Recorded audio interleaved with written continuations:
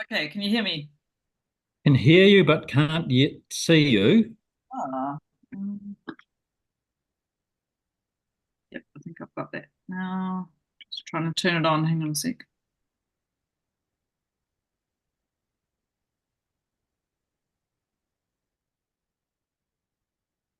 Doesn't seem to want to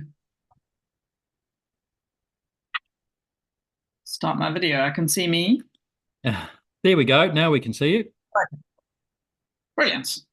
Terrific. Look, welcome to the meeting. Thank you for making yourself available. We're looking forward to hearing what you've got to say. We've got 5 minutes. And so without any further ado, welcome once again and over to you. Kia ora tātou. Ko Penny Burton Bella Ho. You knew that already. Thank you for the opportunity to speak to you.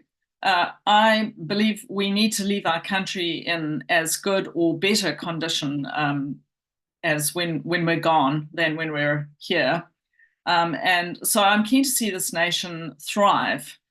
I wish to see it thrive economically, but also in terms of its people and its environment. I don't believe we can remain true to ourselves and still achieve without achieving this. In its current form, the fast track approval bill significantly undermines our legal and democratic system. Emphasizing development, it excludes environmental and climate impacts, overriding our environmental legislation. Damage in both areas will be inevitable. While there may be a cost of living crisis, our nation is also facing a biodiversity and a climate crisis.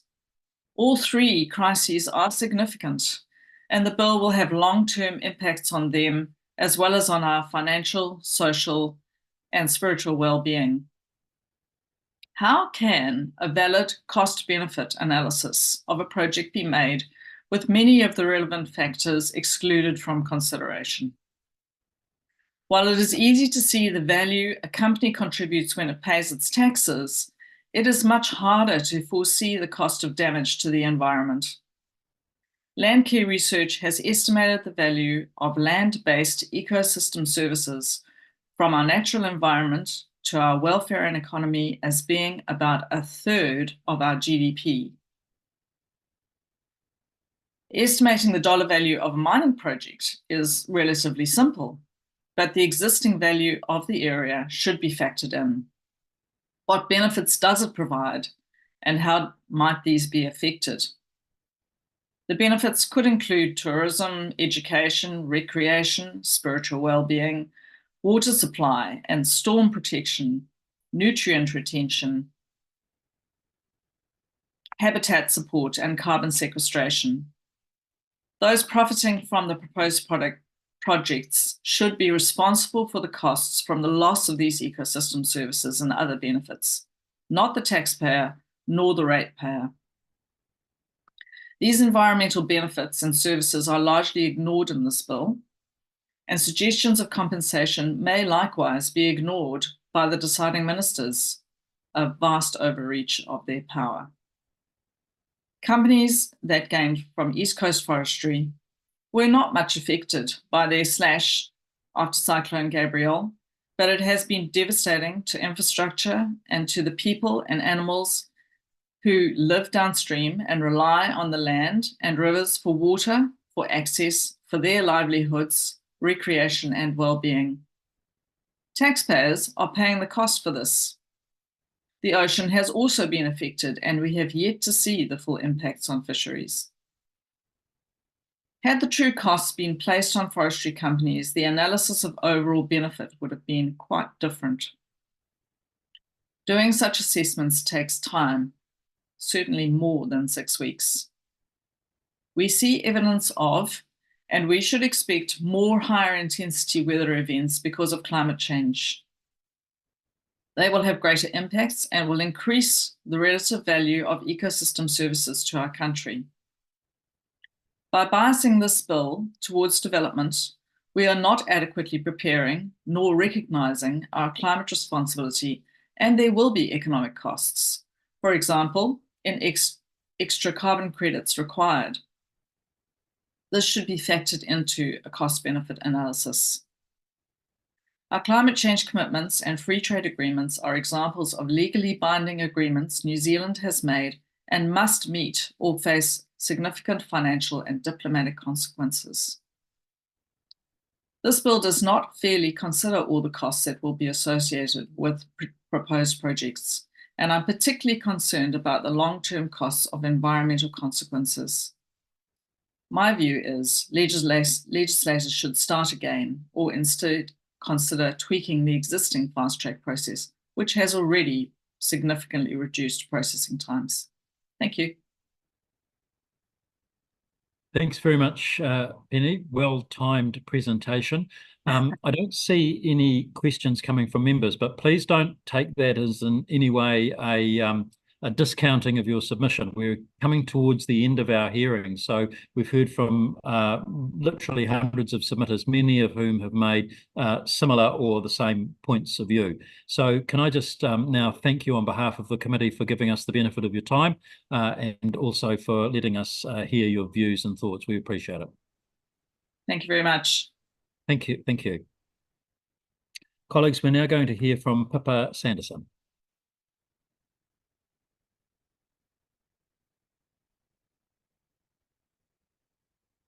Here comes Pippa. If you could turn your microphone on or unmute yourself and your camera, Pippa, that would be great. Two for the price of one. That's very good. So you're familiar with the process. We've got 5 minutes. We've received and had an opportunity to read the written submission. We're in your hands as to how we use the 5 minutes, but we're very much looking forward to hearing what you've got to tell us. So over to you, welcome, and away you go. Kia ora koutou. So Pippa Sanderson, tā kongoa. I've got with me Grace Hoete, who is going to co-present. I'm going to let Grace start, and then I will step in after Grace. Tēnā koutou e rangatira mā, ko Grace Hoete ahi pēne tēnei no hokianga me o hen mitua hau. I expressed my profound concerns regarding the fast-track approvals bill, which threatens to bypass essential environmental protections and undermines the rights of Māori under treaty or Waitangi. This bill is designed to expedite consents for major development projects and allows just 3 male ministers to approve or deny projects without the usual checks and balances that protect our environment and uphold those democratic principles. This legislation severely undermines the rights of Māori guaranteed under Te Tiriti. It strips away meaningful public consultation, effectively excluding iwi and hapu from substantive decision-making roles that are crucial for protecting the environment and the customary rights. Te Tiriti is a foundational document of our nation, and its principles should be embedded in every layer of our legislative process. Ignoring these rights with a single legislative act is not only naive, but also a betrayal of our constitutional commitments. Iwi across the country, including Waikato, Ngāi Tahu, have voiced their concerns about the government's commitment to treaty and the integrity of treaty settlements. Although the bill contains a general treaty clause requiring actions consistent with existing treaty of Waitangi settlements, this is grossly insufficient. The protections for treaty settlements are significantly limited because many of these settlements were negotiated with the assumption that existing legislation, like the RMLA, would provide broader protective provisions. Overriding or diluting these laws undermines the effectiveness of treaty settlements and fails to honour the spirit of these agreements. There is approximately 50 iwi or hapu, including the country's largest iwi, Ngāpuhi, who are yet to reach treaty settlements. This bill does not adequately address their rights, and the criteria do not safeguard land or resources under consideration for return through settlement negotiations. Moreover, the legislation restricts the ability to appeal decisions through the court system, further eroding democratic processes and making it difficult for affected parties to seek justice. My deepest concerns here regarding the fast-track approvals bill is its profound implications for my whānau, for my mokopuna, and for the Māori community, for the wider community. This bill threatens to undermine the fundamental rights guaranteed to us under Te Tiriti and poses serious risks to our environment and our cultural heritage. As Māori, I'm acutely aware of our role as kaitiaki or the whenua. This duty is not only a responsibility, but a deeply held tikanga, a value that we pass down to our mokopuna. The Fast Track Bill threatens to erode this role by excluding iwi and hapu from meaning participation in decision-making processes that affect our lands and waters. Te Tiriti o Waitangi, as we know, is their foundation cornerstone for Aotearoa, New Zealand, and its principles must be respected and integrated into all legislative actions. This bill's failure to include the treaty principles clause is profoundly concerning. It effectively silences our voices and diminishes our ability to protect the environment for future generations. For my mokopuna, this means growing up in a world where their heritage, culture, and rights are disregarded in favour of expedited development. This is not the legacy we wish to leave for them. The two pathways for fast-tracking projects is inherently flawed. It suppresses the public and tangata whenua participation, eliminating opportunities for iwi hapu, community, environmental experts to engage or oppose developments. The bill also, as we know, risks severe unintended consequences for Māori communities. As I noted, it allows ministers with vested interest in certain industries to make unilateral decisions without considering environmental implications or community concerns. This opens the door to projects that may be detrimental to the public, tangata whenua, and the environment. The lack of impartiality and transparency undermines trust in the decision-making process and opens the door to projects that may harm our environment and communities. This lack of recourse is deeply troubling and contrary to the principles of fairness and accountability that should underpin all our systems. In conclusion, the Fast Track Bill in its current form poses significant threats to Māori rights, environmental protections, and democratic processes. It threatens my very mokopuna. And lo and behold, I'm not going to stand for that. And whatever it takes for us to look after our tamariki, our mokopuna, and our future generations, and our environment, which they are all in one, we must uphold. Kia ora, ngā mihi. Thank you, Grace. Pippa, did you have anything else that you wanted to add? We've gone over the 5 minutes, but if you had something quick. If I'm allowed, I would I'd love to just add. There you go. Yeah, just quickly. Grace has said, yeah. I think one of my main concerns is the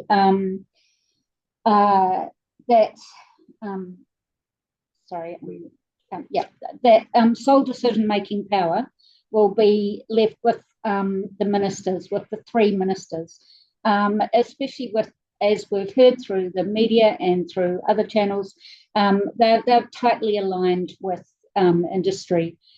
For example, Swap, the company that was involved in quarrying, donated $11,000 to New Zealand First in December after the coalition was formed. This was reported in RNZ. It also gave $5,000 to Shane Jones directly and $3,000 to David McLeod. So it's a one-stop shop for approving infrastructure projects instead of the various processes of consent they have to go through at the moment. If the project goes ahead, if the bill goes ahead, Shane Jones will be one of three ministers who will have a final say, and he'll be able to refer to them being fast-tracked. So that's my strongest concern is the lack of oversight, the fact that things can literally be fast-tracked, and that they can override existing, like the QE2 covenants that are existing to kind of protect land, especially heritage land and those environmental protections. Okay, Pippa, thank you very much. Thank you both, Grace and Pippa, for giving us the benefit of your time and your thoughts. We appreciate that. We'll take your submission into account along with all the others that we've received, and ultimately it will form part of what is referred to as our departmental report, and we'll get that in due course. So you've helped contribute to the process, and we thank you very much for the time and energy that you've put into it. Thank you. Thank you very much. Thank you. Thank you. Now, colleagues, as you will be aware from this morning's session, we've the Secretariat are doing all they can to juggle submitters, but it looks like we now may have to take another short suspension. We've got, I'm told, 4 or 5 submitters in the 2:15 p.m. slot confirmed, and then the Secretariat tell me that after 3:30 as well, we should be sort of more smoothly getting back to our agenda. So I propose that we now suspend again until 2:15, and we'll come back and hear the rest of our submitters after that. So suspend till 2:15. Thank you.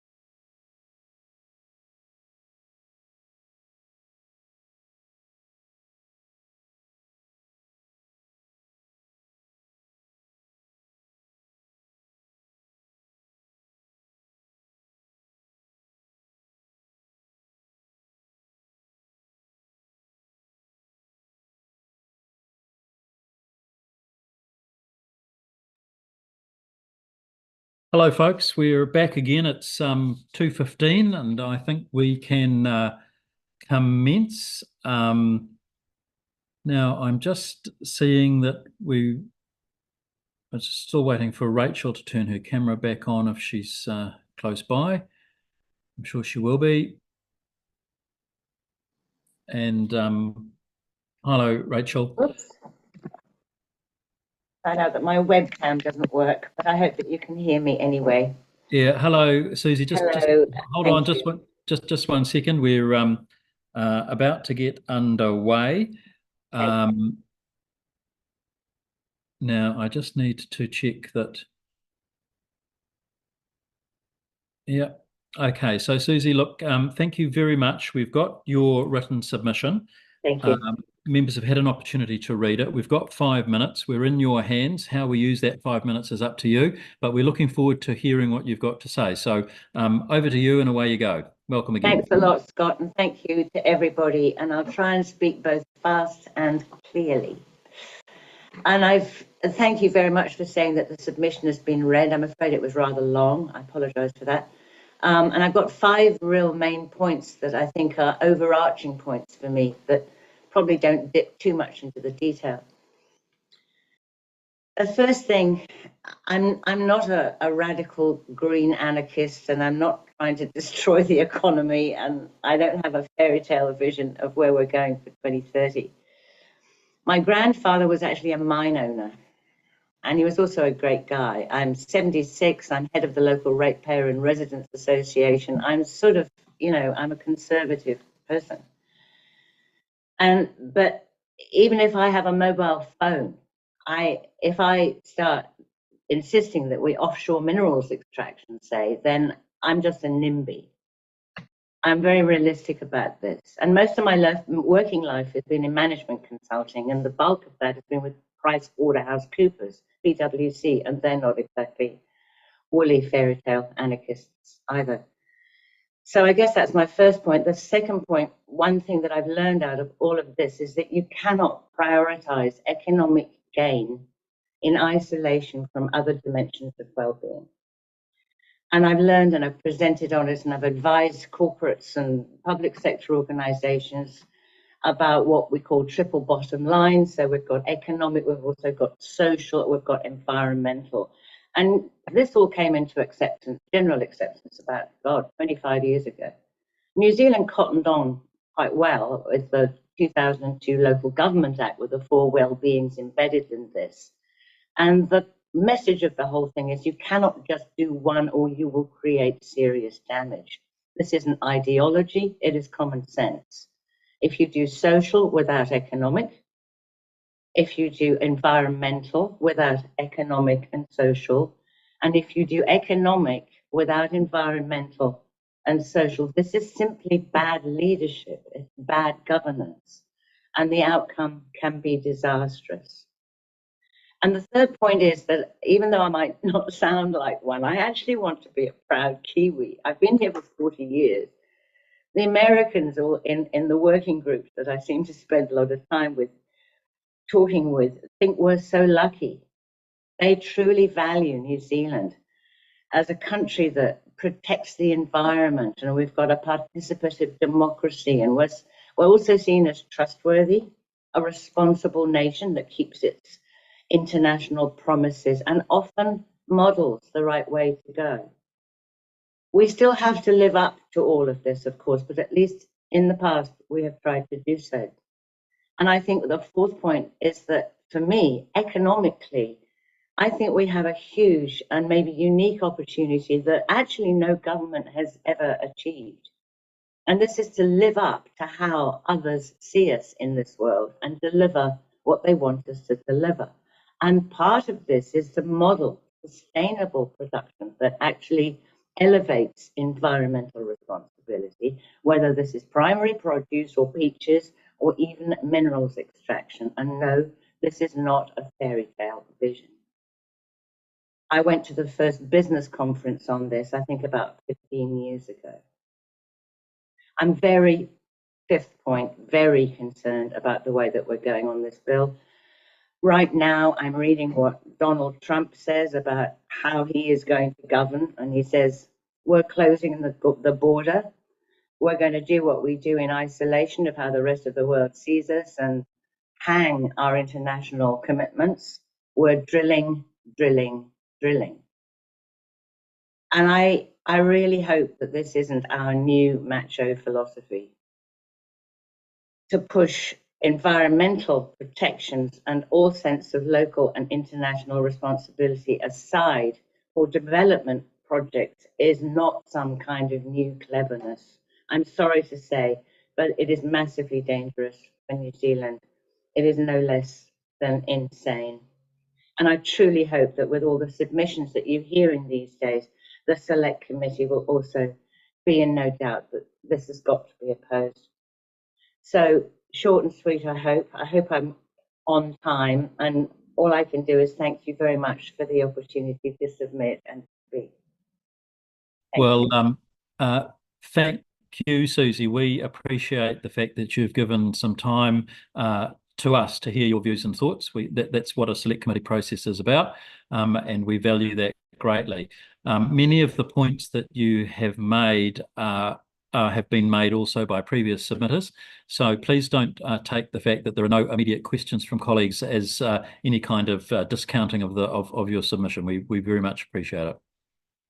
I'm very glad to meet with you, and thank you. And thank you. Also nice to see your face, Rachel. I've seen your work, and I'm very happy with what you're doing. Thank you.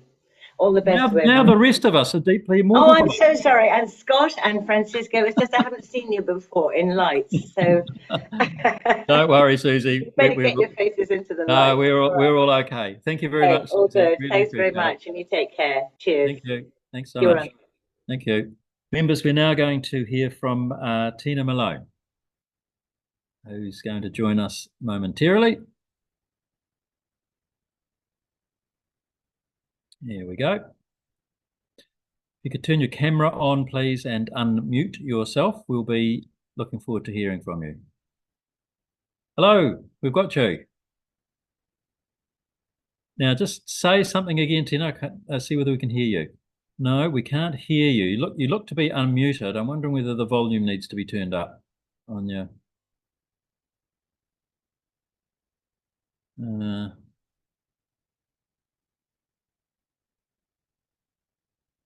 That's the same look I look at the screen with.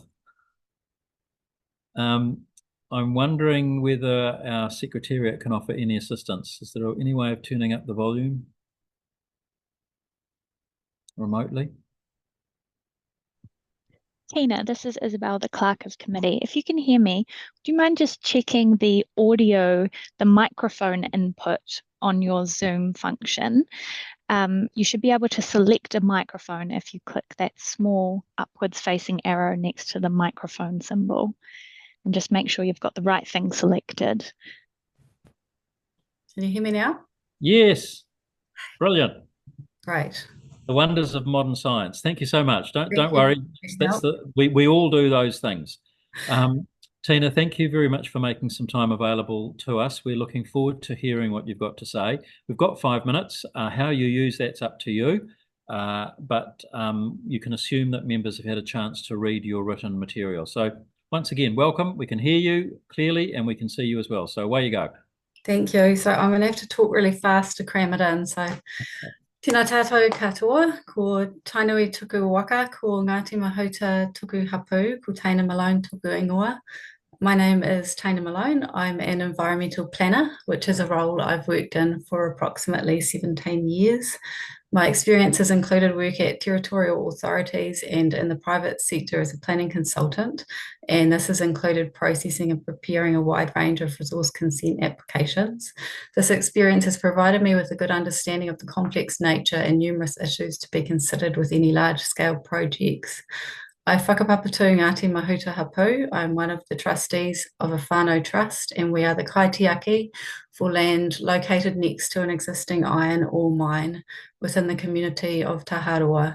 Mining works are currently taking place on this adjacent land, and we as adjoining landowners and kaitiaki are experiencing the effects of this mining.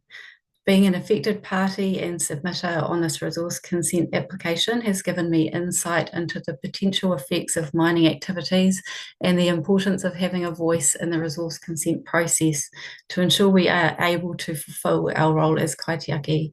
In terms of the wider issues, and as a mother of 3 children, I'm concerned that the proposed fast-track bill does not meet the needs of future generations due to the proposed hierarchy which prioritises the fast-track bill above other key legislation, including the Resource Management Act. When making a decision on a resource consent application through the fast-track process, the purpose of the bill will be prioritised above the RMA, inclusive of Part 2 being the purpose and principles. This prioritises the delivery of projects with regional or national benefits above the need to promote the sustainable management of natural and physical resources, as is the purpose of the Resource Management Act. It's concerning to me that the bill does not require an assessment against those relevant objectives or policies or relevant plan or policy statements. In addition, I'm concerned that prohibited activities are not ineligible from the fast track process.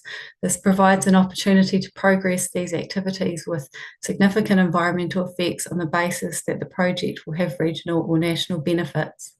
Overall, I'm deeply concerned at the contents of the bill, which prioritises economic development above te taiao and the health of our people.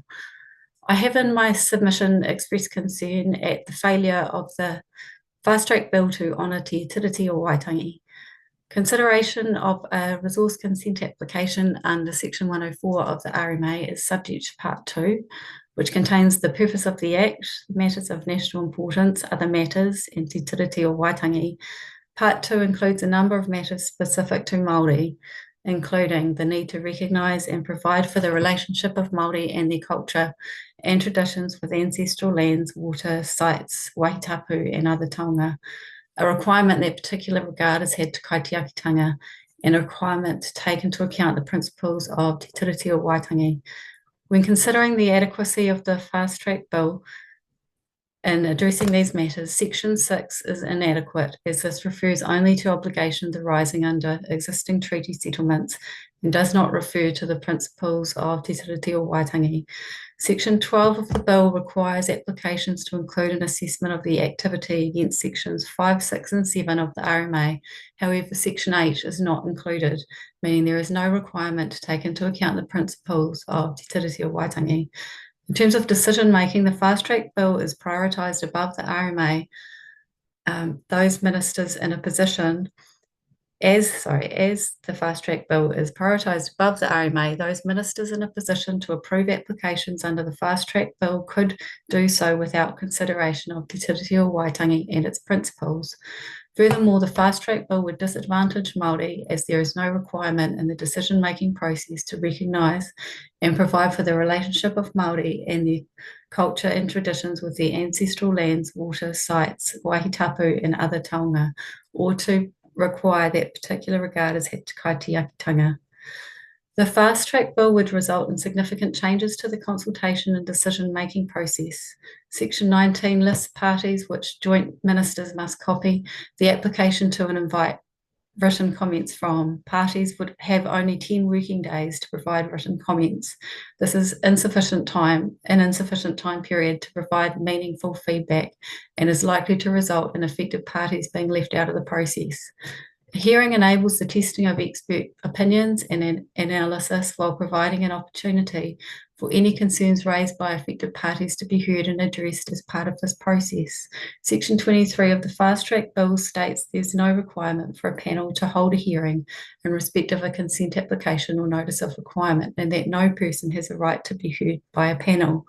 The removal of public consultation and an ability for the panel to choose not to hold a hearing removes the ability for affected parties and members of the public to have input into projects of a significant scale with the potential significant long-term effects on the wider environment and future generations.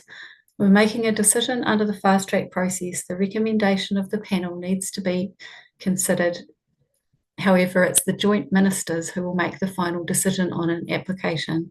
It's deeply concerning that the ministers would not be obligated to take advice from the expert panel when making a decision on large-scale projects, and that they would have an ability to strike out conditions they deem onerous. In a democratic society, it should not be up to ministers to make decisions on major projects with likely long-lasting effects for future generations. The fast-track bill as proposed would result in too much power in the hands of too few. For the reasons outlined within the submission, I strongly oppose the fast-track bill and request that the bill is not passed.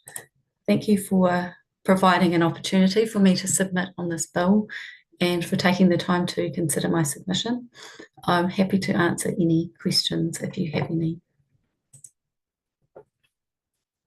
Thank you very much, Tana. We don't have time for questions, but you've given a very fulsome submission, and you managed to cram an awful lot into the 6 odd minutes that you were talking to us. So we've taken note of what you had to say. We very much appreciate the time that you've given us, and thank you for being so generous with it. Thank you. Thanks very much. Colleagues, the next submitter is Sue Crawford.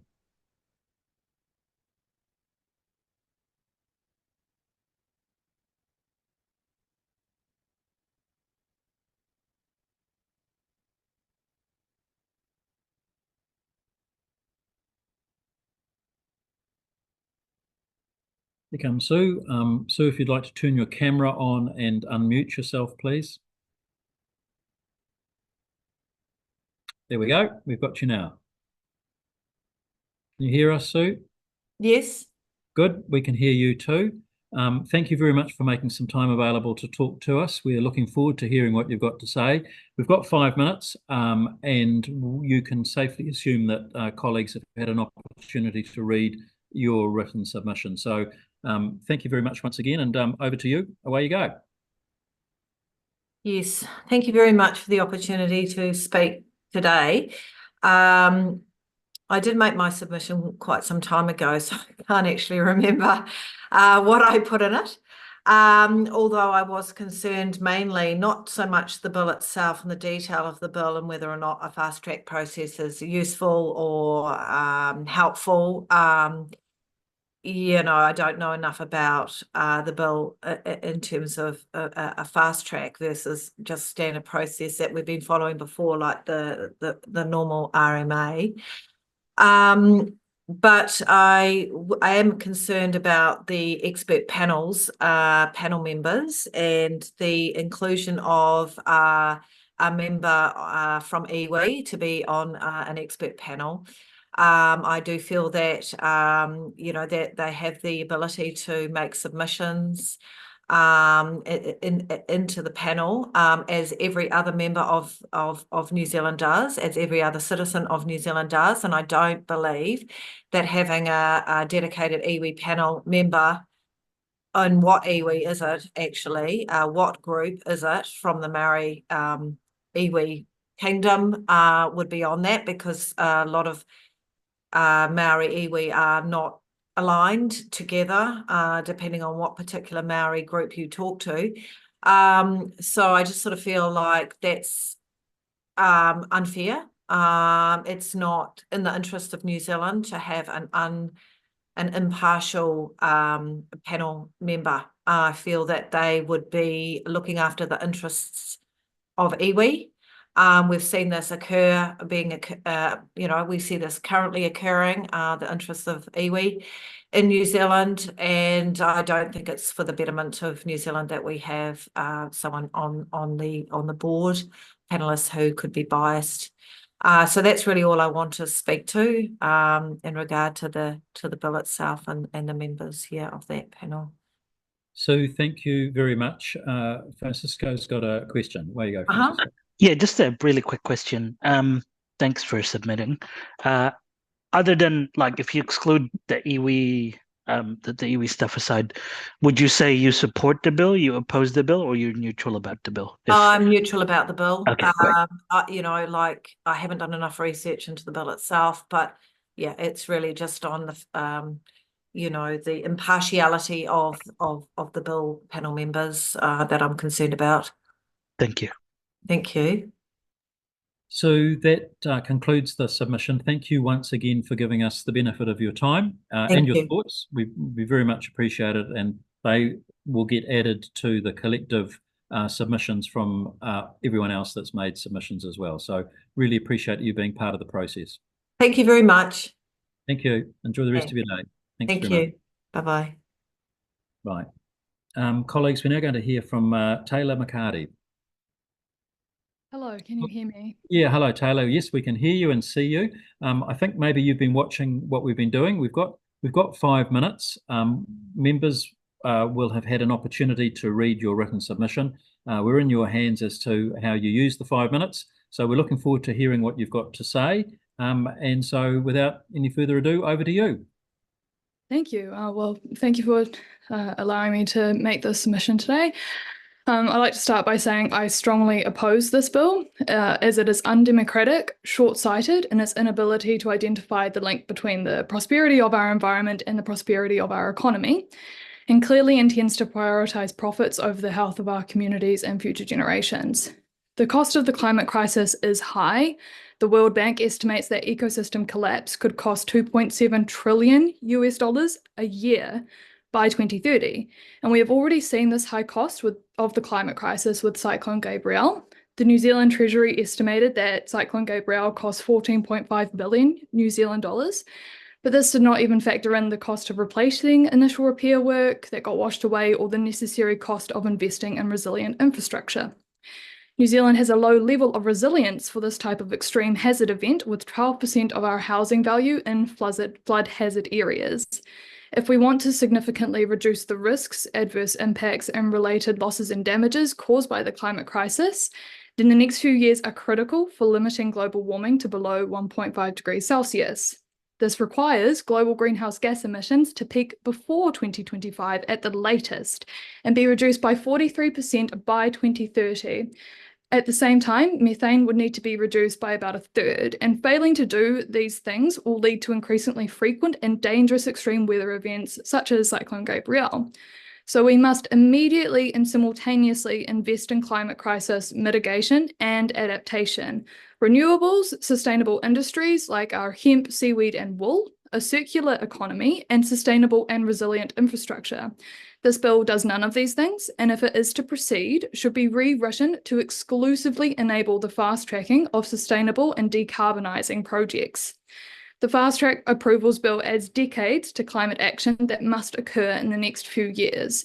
This bill is enabling projects that inhibit our ability to meet these decarbonisation targets. For instance, deep-sea mining in the Taranaki Bight is incompatible with the development of offshore wind farms and would delay development of offshore wind until at least the 2070s. The New Zealand government formally invited the deep-sea mining company Trans-Tasman Resources Limited, TTR, to prepare an application to be included as a listed project in New Zealand's Fast-Track Approvals Bill, a project that has already been rejected by the Supreme Court. TTR intend to undertake seabed mining in the same area that has been identified by the offshore wind energy sector as having world-class wind resources and New Zealand's best development potential. The deep-sea mining doesn't even make economic sense compared to offshore wind farms. TTR said its project would benefit the regional and national economy, including creating 300 direct jobs in Taranaki by nearly $1 billion annually.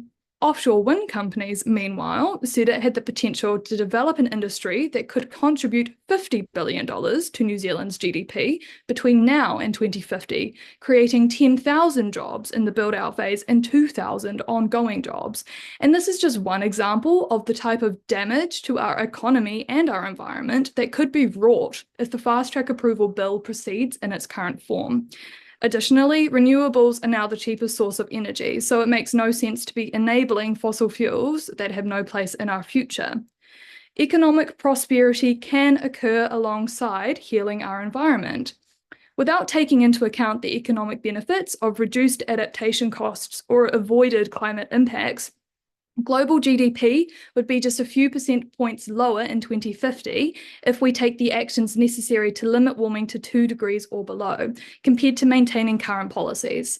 And we already have sustainable industries in New Zealand that, given the right support, could create significant value for our economy. For instance, hemp. The global industrial hemp market size is estimated to be valued at US $6.8 billion in 2022 and is projected to reach US $18.1 billion by 2027, recording a compound annual growth rate of 21.6% in terms of value. The New Zealand hemp industry has an immediate opportunity to participate in this global market growth, subject to regulatory change critical to the success of the local industry. Another example is seaweed. Global value of seaweed aquaculture in 2019 was estimated at over US $14 billion, with a growth rate of 7% per year, on average over the last decade. New Zealand's seaweed sector is growing rapidly, and as seaweed-based plastics are now commercially available, we could be making a large portion of New Zealand's plastics out of New Zealand-grown seaweed. And of course, our wool industry, which is struggling but has thankfully received some support as the coalition government is directing government agencies, where practical and appropriate, to prefer the use of woolen fibres rather than artificial fibres in government buildings. Economic prosperity is possible alongside sustainable development, decarbonisation, achieving a circular economy, and ultimately mitigating and adapting to the climate crisis. And that concludes my submission. Thank you for listening. And very well timed, Taylor. Thank you very much. Just a little bit over the 5 minutes. So well done. Thank you. We've got a very clear understanding of your thoughts and views on the bill. So thank you for sharing them with us. And we look forward to perhaps you submitting on another bill another time. I can see that Rachel's getting. Do you wanted to say something, Rachel? I was just going to comment on the great wool jerseys that are on screen. Yes. Oh, thank you. I didn't make this one myself. So I'm a huge advocate for New Zealand's wool industry, and there's a lot of potential value there. I'm 2 layers of wool here. Well, a little piece of parliamentary trivia for you. Standing orders allow for knitting to be done while in the debating chamber. Well, I will certainly be submitting again then. That's okay, Taylor, thanks very much. Really appreciate your time. Thank you for your attention. Bye-bye. Thank you. Thanks so much. Now, our next submitter is Mark Tugendhat. Mark's was due, was on our agenda for earlier in the day. He's also from Kuatunu. So, Mark, welcome. I don't know if you've been watching the process, but we've got 5 minutes. Yeah, I've been watching. Sorry. Yeah, that's all right. Members have an opportunity. They've had an opportunity to read your submission. How we use the 5 minutes is up to you. So we're in your hands, and we're looking forward to hearing what you have to say. So away you go. Sorry, I didn't get a notice I was being heard. I only heard when you told Nadilka while she was making submission. But basically, I've lived in Kuatunu just on 50 years, and for that whole time, it's been obvious that the old mining, which was quite small compared to the stuff we're seeing in Waihi, has left pollution behind. The streams are well above the health standards in arsenic. If you look at the Thames coast, there's mercury levels in the water and the larger fin fish that are the legacy of old mining. What I want to say is that mining on the Coromandel isn't a safe place. It may be safe in the Hauraki Plains, it may be safe in Australia, but on the Coromandel with the high rainfall, heavy landslips during storms, it's not a safe place. And the question is, who's going to make this decision? I mean, currently we have the Resource Management Act, we have DOC, we have this. Without them, I can't imagine one person say, no more qualified than me, I have a degree in zoology, is going to say, yes, this mine can proceed. And the results of that can be, well, I've already seen 100 years of pollution from the last mining. We'll be leaving pollution for future generations. We don't know, we really won't, but you can't decide that just using one minister's discretion because he happens to like the company. In 1980, when they first started hitting the Coromandel with mining applications, I say mining because there was no separation between the two. You prospected and you could mine. There was no Planning Act. The Mining Act overruled every other act. And we took 16 years of debate through subsequent governments and public surveys and won a lot of advances in controlling mining. We put them under the Planning Act. We required landowners' consent. and we separated mining from prospecting. We put in a lot of safeguards. This bill just scraps those. It's not logical to go backwards over 15 years of subsequent governments' improvements, even under the national government with the Crown Minerals Act. You know, that was supported by the whole of Parliament except the Ag Party, and that all the protections for dark national parks, everything, they should just be sacrosanct, as was decided by almost unanimous Parliament. But this bill just scraps that. The other thing is, what minister would know the long-term environmental effects of a project that hasn't been built yet, that hasn't been studied by scientists, that hasn't been criticized at any level? You just take the word of a corporation. And as we saw with the last mining, where the same type of lack of controls took place, there's still pollution 100 years later. The Tui mine is still being cleaned up. There's strong evidence that we need as much environmental concern as possible before permitting a project. There was one mining company in the early 80s that wanted to mine the Waiomou Valley and then put the tailings on the flats just to the left of, if you're going over the new bridge out of Thames. They wanted to put them on the flats, and they were saying, oh, it was perfectly safe. It was volcanic ash that would absorb the heavy metals. Well, luckily, they didn't win that case. But with this new setup, they could just get permission to do it. We wouldn't have a look in. So I'm concerned that you're stepping backwards, but you're not actually giving it to anyone with any expertise. I don't think the ministers, the current minister, like Shane Jones, with due respect, will have any idea of the cost-benefit analysis of this mine, of the long-term future environmental costs of the mine, of the social impact of the mine, of the actual integrity of the mine design. He just would make a decision on a handshake and a word. I can't see why any of you would let that happen to this country. So that's my whole case. I could go on for 1,000 years, but I tend to just blab on. But basically, I'd never say that, Mark. I'd never say that. Thanks, and you're doing a good job too. But yeah, that's all. We've got old pollution that has never been cleaned up and can't be cleaned up. The rock on the Coromedel's full of heavy metals. You make a bore or you make a pit, and it drains heavy metals. That won't be considered by Shane Jones. They'll just say, "Yes, you can do it, Barak, and you can do it." It's illogical to trust someone with that decision. You wouldn't trust them, a single minister, decide what you should do with your house, or you wouldn't build a septic tank without having some controls over the environmental impact of a little septic tank. And yet we're talking about possibly 200 acres of mine wastes with less control than a septic tank in a domestic house. Can you see the illogic? Yeah. So, Mark, we've come pretty much to the end of the 5 minutes. It's amazing how quickly 5 minutes goes.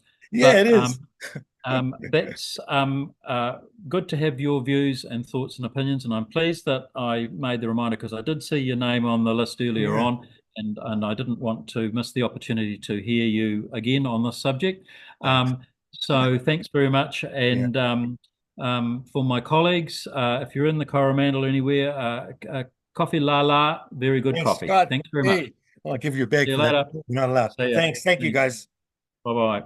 See ya. Colleagues, that's the end of the advertorial. We're now going to hear from Grant Rosamond.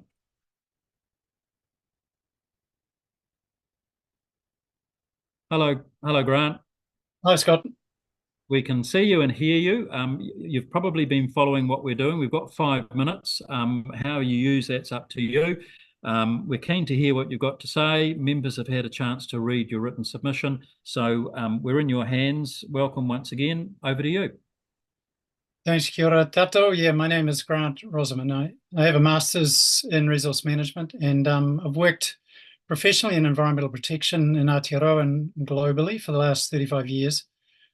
So I'll be pretty briefer than others in my submission. And firstly, I strongly oppose the bill. The draft legislation is not democratic. It's counter to transparency, and it opens the door to corruption. There's little, if any, environmental protection, and goes further by removing some of the existing protections. So I'll give some more details on these key fundamental problems. Firstly, on involvement of the public. The bill removes the rights of the public to participate in decision-making about the environment and about their community. This runs counter to current local and international best practices on participatory processes. It's something we've built over decades to allow democracy to work. It focuses on removing public input on most significant projects nationally, but also on local projects. It's also of huge concern the bill reduces the opportunities for meaningful engagement with iwi and hapu, such as the limitations imposed on notification and on appeal rights. Secondly, on the second key concern on the concentration and abuse of power. It gives enormous powers to ministers, not seen since the Muldoon era, at the exclusion of public input and process and transparent decision-making. It creates and incentivizes corruption and behind-the-scenes lobbying to influence officials and elected representatives, something we really don't have in New Zealand very much compared to Australia, for example. New Zealand prides itself on being very low on the Global Corruption Index, but it could well change with this bill. Thirdly, on environmental protection, when considering applications, the decision-making ministers don't have to apply any statutory criteria relating to environmental harms. Further, to the extent that the ministers are required to consider environmental effects as part of the process required by the bill, they can disregard all environmental effects when deciding whether to grant an application. For example, the bill requires the expert panel to give more weight to the Fast Track Approvals Act than the principles of the RMLA or conservation. The bill doesn't have any references to sustainability or conservation of natural resources. So it'll run, secondly, a second example can run roughshod over previous processes, such as those in the Environment Court, where projects that may have been declined there can then be approved by the fast track process. So to conclude, the bill appears to be designed to give unbridled power to ministers to grant consents to projects they perceive to be significant, at the exclusion of existing laws, democratic participation and transparency, and at the expense of the environment. The public may have voted this government in, but it didn't agree to the degradation of democracy, breaches of te tiriti, and destruction of the environment that this bill proposes. I strongly oppose this bill. Thank you very much. Grant, thank you very much. Now, we've got a couple of quick questions, Rachel and then Hamish. Thanks, Grant. A question in two parts. One was if you were involved in the COVID fast track legislation at all, and if you know about it, if you can compare that difference of the purpose overriding the legislation that a decision is normally made under. Thank you. Yeah. My understanding of the COVID-19 Recovery Fast Track Act was that it did include references to sustainability and conservation of natural resources, and so that's at least in the purpose section. So I think that seems to be a clear difference between that act and this one. Just sorry to answer briefly. Sorry, and actually Rachel was probably kind of beating me to the punch. I was going to see whether, but I think you said you were in environmental science. Can you elaborate on what your role is? Yeah, most of my work has been in Aotearoa on forest protection, but also I work in the Pacific and in Asia, working mainly with communities on forest protection, but also globally. I've been heavily involved in certification schemes and, for example, the Forest Stewardship Council or the Roundtable for Sustainable Palm Oil. So working in the natural resource sectors with large companies, with governments and with non-government organisations. Thanks, Grant. That brings us to the conclusion of our time for your submission, but we thank you for giving us the benefit of your thoughts and views and also for the time that you've shared with us. So thanks very much. Thanks very much. Thank you. Colleagues, we're now going to hear from Kerry Flowers. So here comes Kerry. If you could turn your camera on and unmute yourself, please, Kerry. We are getting there. Good. Video. There we go. Now we've got you. That is fantastic. Thank you very much. Awesome. So I'm not sure whether you've been watching a little bit, but we've got 5 minutes. We're in your hands. How you use the 5 minutes, up to you.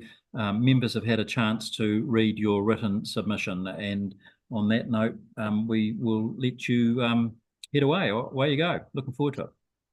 All right, thank you, and kia ora everyone. I've first-time submitter and must admit I feel a little bit nervous, especially listening to some of the previous submitters that are obviously very well qualified and experienced, as I am not, but we'll go for it anyway. So my name's Kerry Flowers. I am a Far North local who is self-employed, and part of my business is running a YouTube channel focusing on spearfishing as a sustainable method of interacting with the natural environment and feeding whānau at the same time. I think that this bill poses significant dangers to our already damaged environment and threatens to remove protections that have been put in place over 9 pieces of legislation.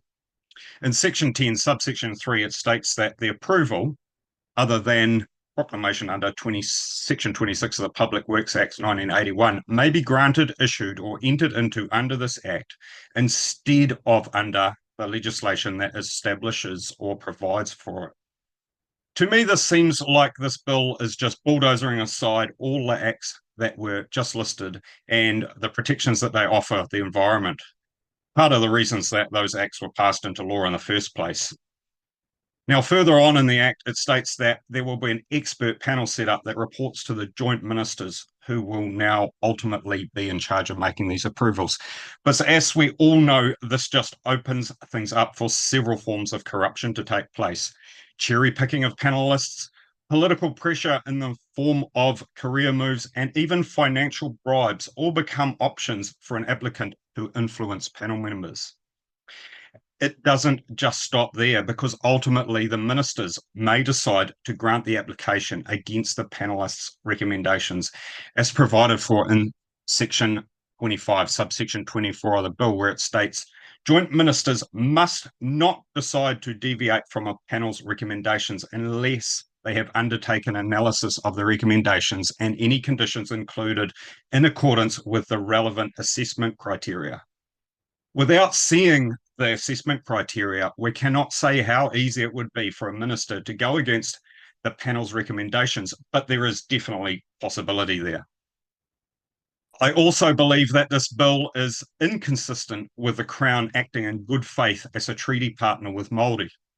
In Section 13, subsection 3, it states that in preparing the report required by this section, the responsible agency must consult the Minister of Māori Development and the Minister for Māori Crown Relations at the same time as other relevant ministers are consulted under Section 19.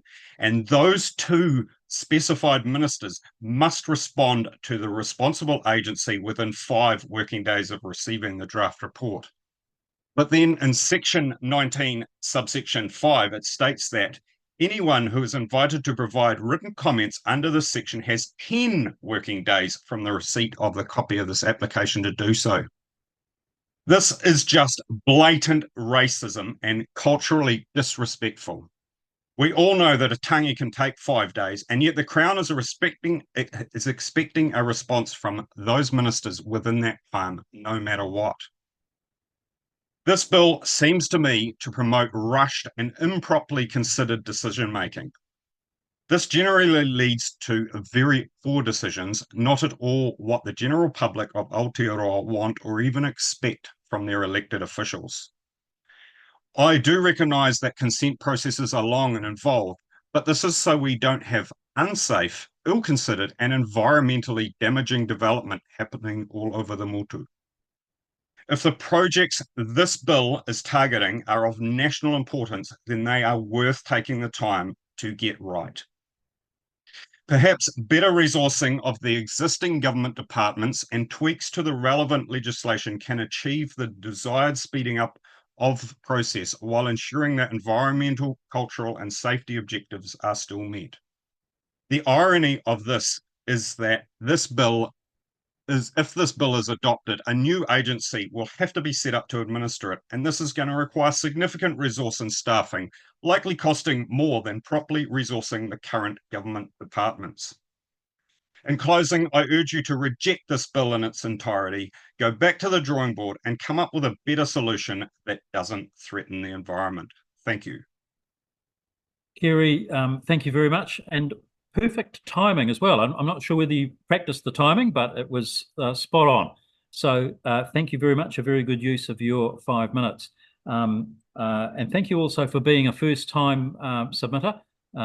Submitting to select committees is an important part of our intimate little democracy, and I hope that maybe in the future you might consider submitting again on another submission. Just by way of background, your comments will be have been noted by our committee staff that are advising us, and they will help form what we refer to as our departmental report that comes back to us, which is an overview of all the submissions that we've heard. So you've contributed to that, and I thank you very much for giving us that opportunity. Thank you for listening. It's all good. Thank you. Now, colleagues, we're going to hear from Ben Neville, or Benjamin Neville. Ben. Here comes Ben. Hello, Ben. We can see you. Can you say something so we can hear you? Kia koutou. Can you Oh, hear yep, me? yep, we've got you. So I think you've been watching proceedings. We've got 5 minutes. We're in your hands as to how we use that. We're looking forward to hearing what you've got to say. Members have had an opportunity to read your written submission. So thanks very much, and away you go. Welcome once again. Thank you. Yes, I have been listening to a few submissions, and I suspect that what I'm going to say is not much different to what many other submitters have said. But I'm a lawyer, and as well as that, I love the New Zealand environment. So for that reason, I do not like or agree with this bill at all. For me, it represents an unbalanced swinging of the pendulum far too far towards supporting economic growth at the expense of any balance at all regarding environmental or conservation values that are inherent in the ethos of New Zealanders. In addition to living close to the land, to me, a significant cultural characteristic of New Zealanders is that we're always striving for fairness and for balance. To that extent, this bill does not represent New Zealanders well. It risks creating a political division and disunity similar to that currently being witnessed in America, which I would submit New Zealanders neither want nor voted for. However, even more concerning to me than the lack of environmental balance in this bill is the lack of transparency and accountability, which again, I say, does not reflect the cultural values and democracy and democratic will of the people of New Zealand. I hold our democratic institutions dear. So the fact that the present government campaigned on simplifying and speeding up the resource management process means that I'm not making a submission that this FTA bill should be canned in its entirety. As much as I do not like the bill and that I think it represents risks fundamental aspects of what it is to be a Kiwi, I accept that it is a product of a fair democratic process, and I accept that reasonable people can have differing views on matters such as a balance between the environment and the economy. There are some things, however, that in my submission fall outside the issues on which two reasonable people can disagree. It is my submission that the fast track approvals bill includes provisions that fall outside that which a democratically elected government should be able to do. That includes allowing important government processes to be stripped of any transparency and accountability. By doing this, the FTA bill opens the door to the perception that lobbyists may be able to influence important and commercially valuable decisions with impunity and without sufficient judicial oversight.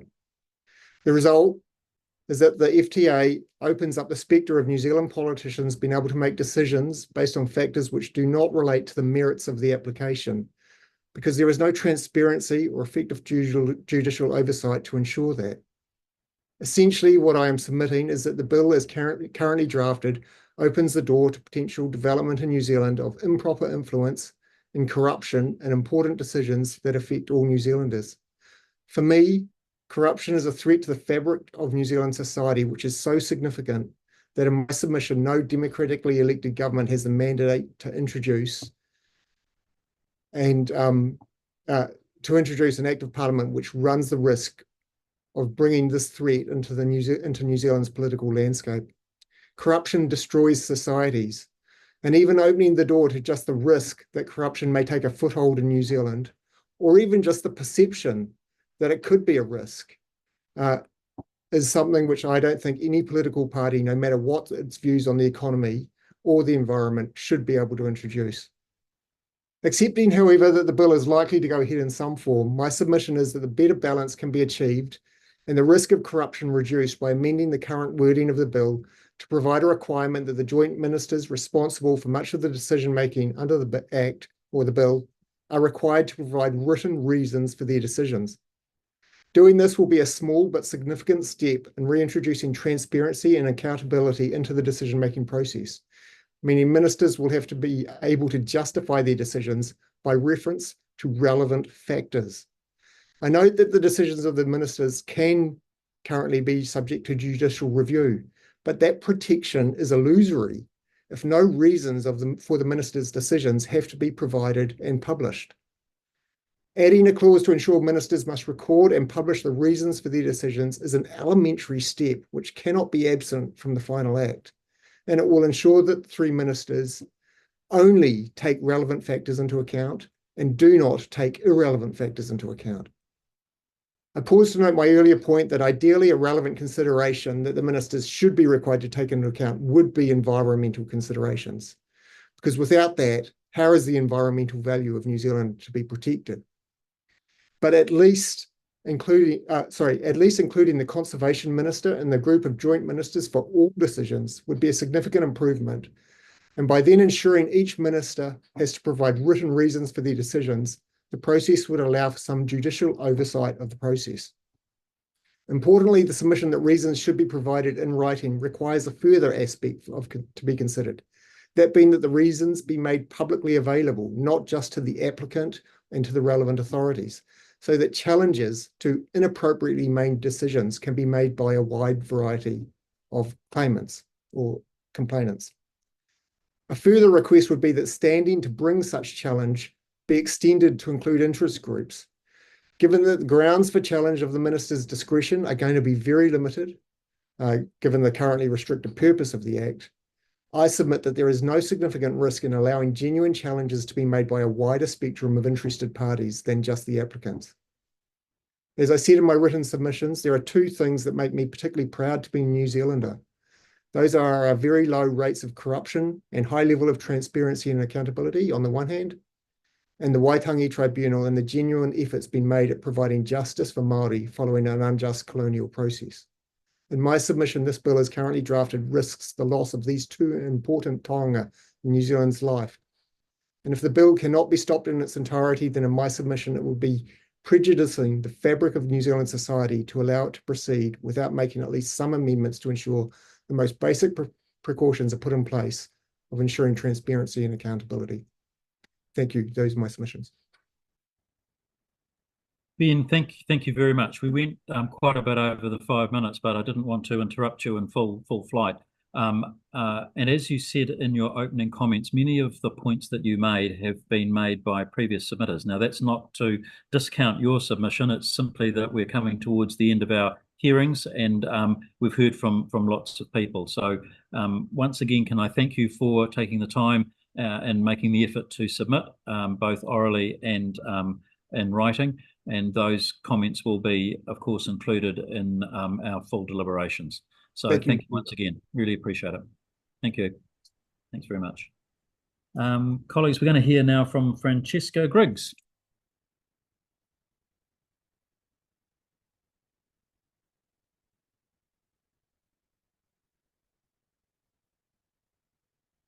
If you could, yeah, here we go. Yep. There we go. Got you now. Hi, how are you? Good, thank you. How are you? Not too bad for the stage of the day. We've got 5 minutes. I guess you have been watching what we've been doing for a little bit. How you use the 5 minutes is up to you, but we're looking forward to hearing what you've got to say. and you can assume that colleagues have had a chance to read your written submission. So welcome once again, and over to you. Tēnā koutou kua hui maine, ko Francesca Tukuingoa, he Pākehā hou, he tangata tiriti hou, he tauira hou ki te Heranga Waka. So kia ora koutou, my name is Francesca Griggs, as has been said already. I'm a young Pākehā woman and a student in my last year of studying law and environmental studies at Te Heranga Waka Victoria University. Firstly, I would like to thank the committee and Chairperson Simpson for giving me the opportunity to orally submit on the fast track approvals bill, as this bill greatly affects me as a young person in Aotearoa. I disagree entirely with the premise of the fast track bill and believe that it should not be passed into statute. However, if the fast track bill is to be passed, I have 4 recommended amendments to decrease the harm that this bill will create. Cool. So firstly, sections 6 and 13 require consistency with actors with obligations arising out of treaty settlements. Not requiring consistency with Te Tiriti o Waitangi in these sections or any other section of this bill is a breach of the Crown's treaty obligations, namely the obligation to uphold and respect te tino rangatiratanga of tangata whenua over all land and taonga, as written out in Article 2 and agreed on by the Crown in 1840. Additionally, Article 1 of Te Tiriti o Waitangi originally gave the Crown its right to govern. Therefore, Parliament's disregard of Te Tiriti disregards the constitutional document which gives Parliament its right to power. Secondly, section 19.5 of the bill states that after the joint ministers receive an application under the fast track bill, they must invite comment from all relevant parties, including relevant local authorities, ministers, and Māori groups. Relevant groups are only given 10 working days to comment. That's plainly not enough time for meaningful consultation and to provide meaningful comment. And that needs to be extended at least to 20 working days. That's really the minimum to be able to provide for meaningful comment. Cool. Thirdly, section 17.5 states that projects are not ineligible merely because they include an activity prohibited under the Resource Management Act 1991. This subsection needs to be removed to protect the most vulnerable parts of our environment and stop dangerous mining activities, which have been prohibited for a reason. As it stands, the Resource Management Act already does not prohibit enough activities to properly protect our environment. That's why we're experiencing climate change and its effects. Fourthly, all references to joint ministers should be amended to instead refer to a committee of MPs representative of the whole of Parliament, just as this select committee is. And this will mean that New Zealanders will be better represented in decision making. This committee should be required to include at least 2 mana whenua representatives in decision making processes that regard their rohi, so their land and whenua, to uphold to some extent the Crown's obligations under Article 2 of Te Tiriti o Waitangi, which I've already stated what those mean. As the bill currently stands, it puts decision-making powers in the hands of just 3 ministers and concentrating decision-making power in the hands of 3 individuals whose cumulative experiences and interests could never represent the majority of New Zealanders undermines the democratic foundations of this country. I want to end my submission with the same whakatauki that I included in my written submission. So, whatuna rongararo te tangata, toetu te whenua, and that means, while people come and go, the land remains. Whatever damage is inflicted on our land will remain long past the term of any minister or government. We must protect the land for the future generations. I reiterate that I disagree completely with the passing of the Fast Track Approvals Bill into statute, as this bill breaches Te Tiriti o Waitangi and undermines the democratic rights of all New Zealanders. Ko tēnei taku mihi ki ngā tangata whenua o te rohi nei, ka mihi hoki au ki ngā tohu o te rohi nei, nō reira tēnā koutou katoa. Thank you for listening to my submission. Well, thank you, Francesca, for giving us the benefit of hearing your views and opinions. We very much value and appreciate you doing that. It's an important part of our select committee process to hear from submitters, and we appreciate the fact that you've given us the benefit of your time to do so. So look, thanks very much. I don't see any questions from members. That's just, I suspect, because many of the points you've made have been made by previous submitters. So that's not to discount from the value of your submission at all. They were wonderfully clearly put. Thank you so much. Yeah, no Thank worries. you. Thank you very much, Francesca. And we'll now move on to our next submitter, Ruth Llewellyn.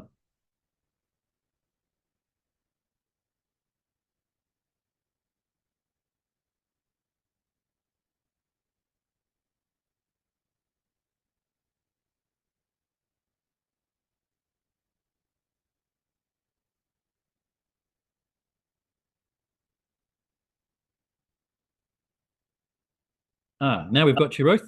We can see you and we can hear you. That's good. Okay. So welcome. Again, I'm assuming that you've been watching for a little while, so you've sort of seen how we're doing these things. We've got 5 minutes. We've had an opportunity to read your written submission. How we use the 5 minutes is pretty much up to you, but we're looking forward to hearing what you've got to tell us. So without any further ado, welcome and over to you. Thank you. I was going to just read my oral submission here. To start with, I have a PhD in mathematical ecology from the USA. I'm sure you can hear my American accent. I've been here in New Zealand since 1997 and a citizen since 2000. I am currently working on my second PhD in environmental studies at Victoria University of Wellington. And my new study specializes in environmental democracy and the politics of land use. And this is to complement my scientific expertise in ecology. From this experience and expertise, I have two main objections to the bill. One, the nature of the bill is completely undemocratic. And two, the bill will not achieve good outcomes. So first, the bill is undemocratic. My PhD, the current one, examines how democratic decision-making has been undermined in New Zealand when making decisions about how to adapt to climate-induced flooding. I'm studying how political debate and contestation are minimized by rendering arguments as technical and only in the hands of experts, and how this may lead to maladaptive decisions. So important decisions must be democratic to ensure their robustness and longevity. And a core element of democracy is the inclusion of the public voice and debate. Public participation, dissent, and discussion are all crucial for accountable and sound decision-making.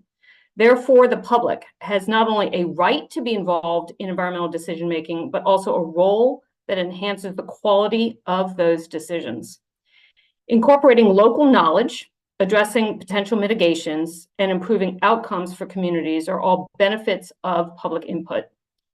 Extensive research demonstrates that community engagement leads to better decisions, improved outcomes, and often reduces long-term costs. During the 2023 election campaign, the parties forming the government frequently promised to enhance democracy and restore local control. However, this bill contradicts those promises. It represents a hyper-centralization of power, significantly impacting local communities, and such concentration of authority with minimal checks and balances creates a fertile ground for corruption. Second, this bill will not achieve good outcomes. We have environmental protections for many valid reasons. They represent the collective effort of thousands of experts, community groups, and policymakers who, over decades, have carefully considered how to stop and reverse environmental decline. The public good that the legislation should aim for is essentially being reduced to economic development. Ignoring other interpretations of the public good is likely to result in poor decisions that negatively impact the quality of life and environmental health. Moreover, unhealthy environments carry significant costs. Many people who've gone through the consenting processes would argue that economic development is already heavily favored over environmental and community outcomes, as it is more easily quantified than is less easily quantified than economic issues. So in general, I think that the Select Committee should reject this bill as it stands. That's all I have to say. Thank you very much, Ruth. Well said. We've got that, and it's kind of a repeat, as you said, of your written submission. So that's quite all right. Look, I don't see any questions from members, but that's probably because the points you've made are, while important, are not unique, and we've heard that from some other submitters as well. So look, thank you once again for giving us the benefit of your thoughts and views. We value them greatly. All right. Thank you so much. Thank you. Thanks so much. Now, colleagues, we're going to need to suspend again until 3:50 p.m. That's because our last two submitters of the day are unable to come any earlier than the times that we've scheduled for them. And so we'll suspend now until 3:50 and come back for the final two submissions of the day. Thanks very much.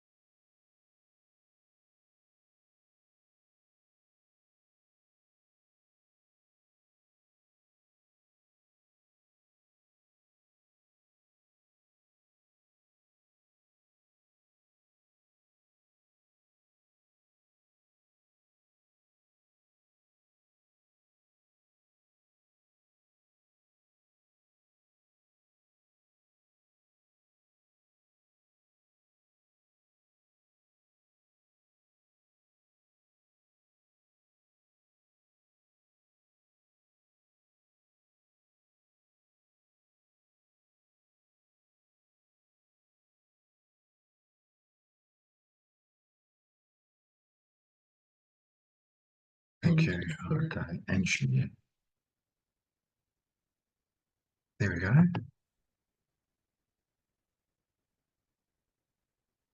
Slideshow. Slideshow from the beginning. Great, it works.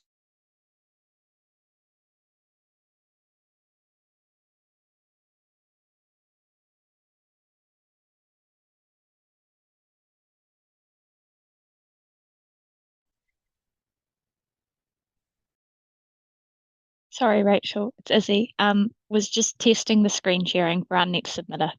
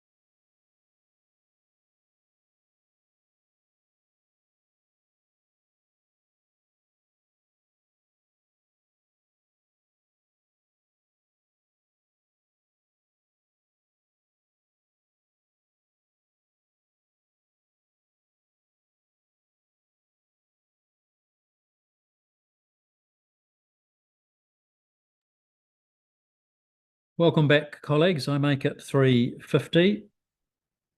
And it looks like there are 3 of us, so that's 4 of us. That's good to go. Where our next submission is from Save Our Hills Upper Hutt Incorporated, and I think they are ready to go because they've been testing their PowerPoint. Here's Stephen. Hi, Hi, Stephen. We can't yet see you. We can hear you.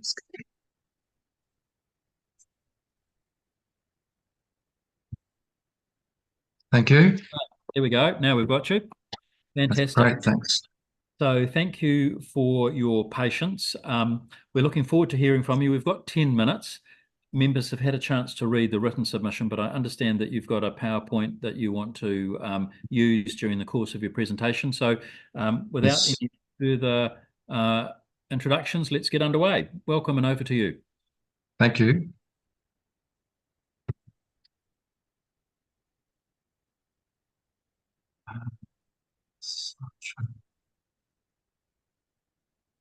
Okay, can you see that screen okay now? I'm sharing my screen. Thank you very much. And thank you. Well, Chairperson, Environment Committee members and members of the public, tēnā koutou katoa. Save Our Hills strongly opposes the Fast Track Approvals Bill, and in particular, we oppose the application for fast tracking by the Guildford Timber Company for its proposed development in Pinehaven, Upper Hutt, where we live. We are grateful to the Parliamentary Commissioner for the Environment mentioning our concerns in his presentation to this committee last week on the Fast Track Approvals Bill. The Commissioner clearly warned this committee that, quote, if all you have to focus on are the benefits of development and the process is all about speed, risks are going to be missed and there are going to be disasters, end of quote.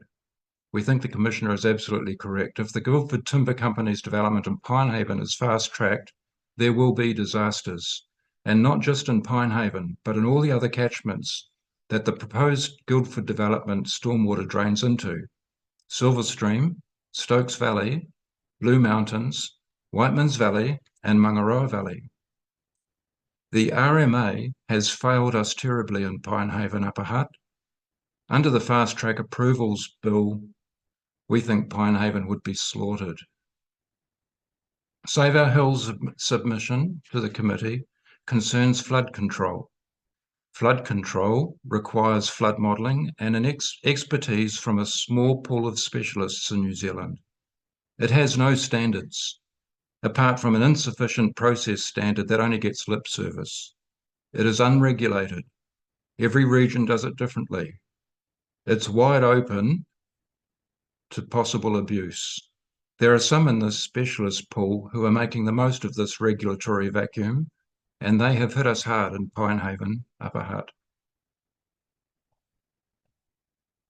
I just want to give you an idea of the scale of the Guildford project. This is Pinehaven and Silverstream where we live. These hills around Pinehaven, the Guildford development land is all the green and purple that you can see. The purple is the development that they want to do. It stretches for about 7 kilometres along that ridgeline from Silverstream Spur all the way through to Whiteman's Valley. Now, the councils, Greater Wellington and their consultants, MWH and SKM, now Jacobs, they were commissioned by Greater Wellington to model the Pinehaven catchment. This Pinehaven stream comes down off the hills here, down through Pinehaven and Silverstream. They did an exercise where they tested what would the impact of the Guildford development be on Pinehaven. And they, hypothetically, they modelled 1,665 new houses in that area that's bound by the red line that I've drawn there. That red line there, inside that red line, you imagine 1,665 houses. And the outcome, they said, would be that it would make no difference to flooding in Pinehaven. We're talking about unmanaged, uncontrolled floodwater. Now, just to give you an idea of what they're saying, in Pinehaven, there's about 600 houses. In Silverstream down here, there's about 1,200 houses. That's about 1,800 houses.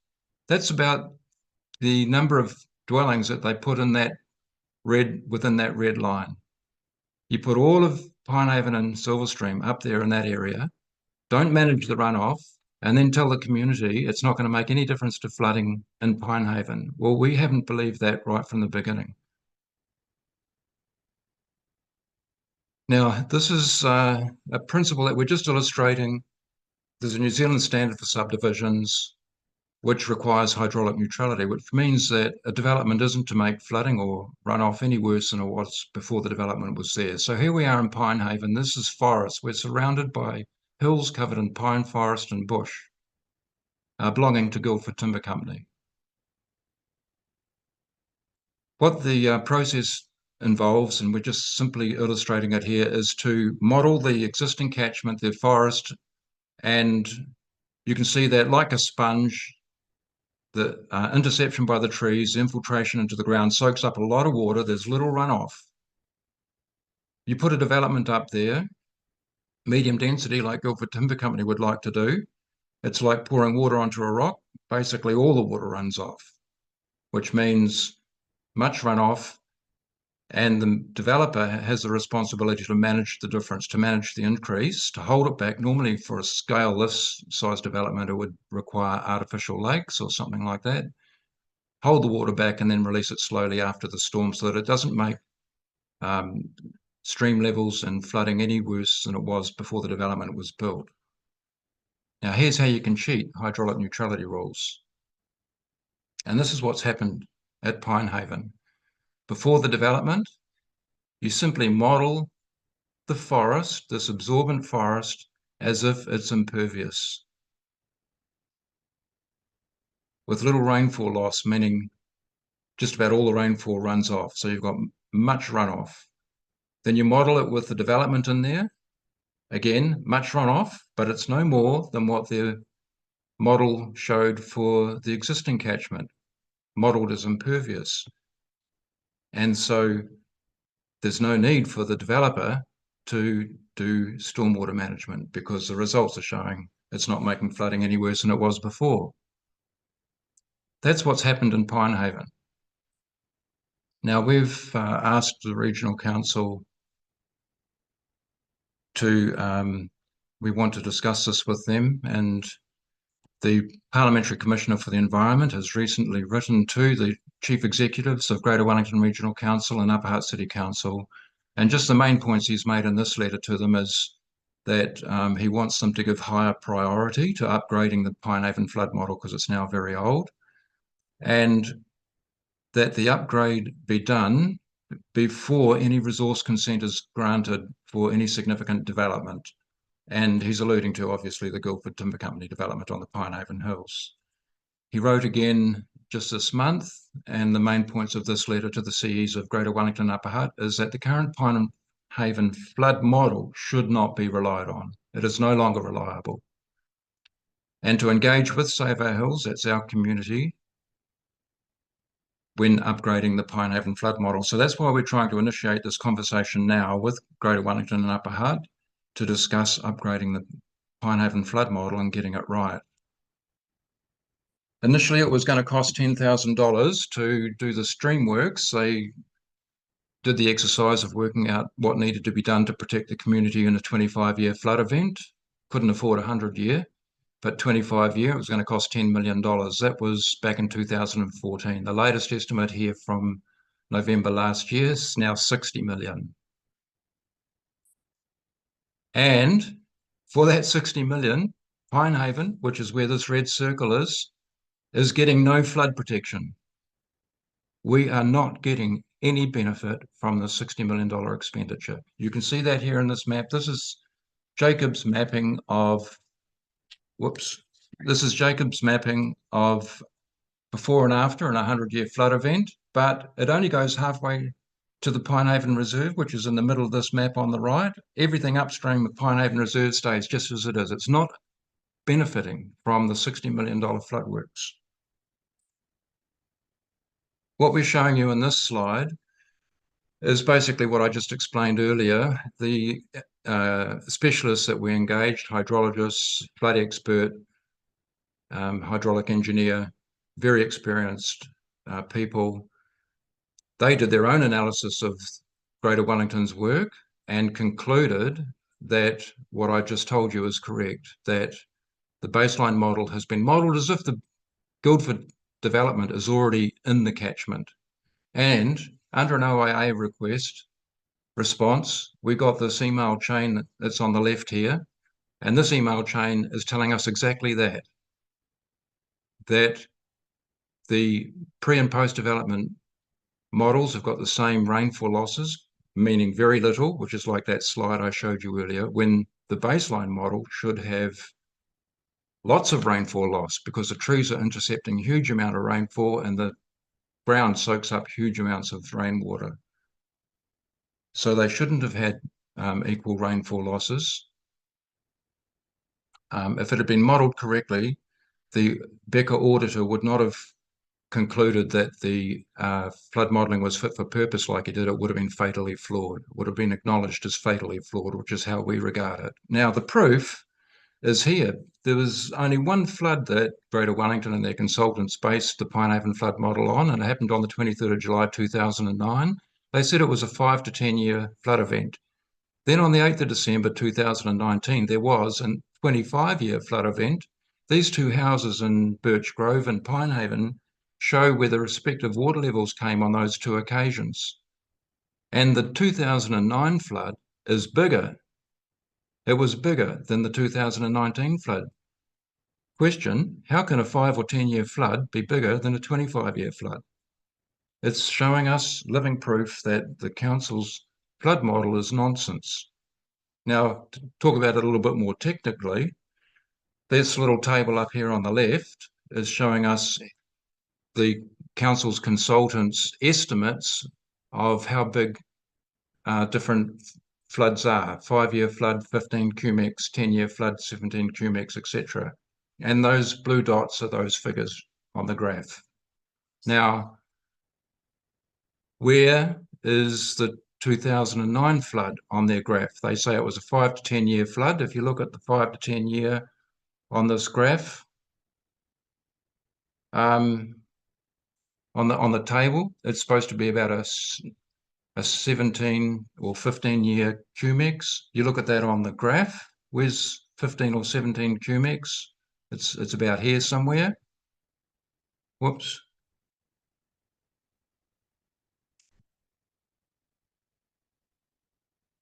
But they calculated the 2009 flood as if it was 8.8 cumex. So how can the same flood be 5 and 10 years and 8.8 when 8.8 is way off the left-hand side of the chart here, happening about fortnightly, not 5 or 10 yearly? Now, this is the flood experts and hydrologists that we engage, RJ Hall and Associates. They use 6 different methods and got the same result every time. Their graph is the lower one, the lines on the bottom of this graph. The council's is up here. Now, Stephen, I'm sorry to interrupt you, but we're at about 12 minutes of a 10-minute submission. 12? Yeah, so I'm just wondering whether you want to just maybe, as okay, this is, just bring it to some relevance to the legislation that we're considering. Sure, thank you. Okay, well, thank you for pointing that out. Okay, just to conclude then, who do you turn to for help? We've got clear evidence that it's the flood modelling is not just old, it's actually fatally flawed, but we're stuck with it. We've been to the Local Government Commission, Audit New Zealand, Auditor General, the Ombudsman's Office and the Office of the Parliamentary Commissioner for the Environment. None of them will investigate it. They've all said that it's outside their mandate. They don't have any powers to address this issue.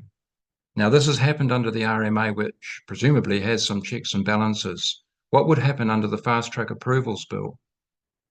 We're just going to be asked to trust experts? Not now. That's not going to happen. We're not going to trust experts now after what we've seen. So we're asking this committee, please, we don't want the Guildford Timber Company development fast-tracked until the Pinehaven flood model has been thoroughly investigated and rectified. So please reject their application and throw out this bill. We don't need it. We don't want it. Thank you very much. Thank you, Stephen. We appreciate the detail of the presentation. That's helped, I guess, with our understanding of the exact precise nature of the issues that you're raising. And yes, we did note that the Parliamentary Commissioner for the Environment mentioned your situation in his submission too. So look, thank you very much. We appreciate that. I hasten to add also that this committee is only considering the legislation. We're not considering specific projects that may or may not be up for consideration under the legislation once it's passed. In that case, please just throw the bill out. Thank you. Thanks for your time, Stephen. We appreciate you giving us the benefit of your views and that of the association. Thanks very much. Thank you very much. Thank you. Colleagues, our next submitter is Roy Menzies, and I think Roy is about to join us. Here comes Roy.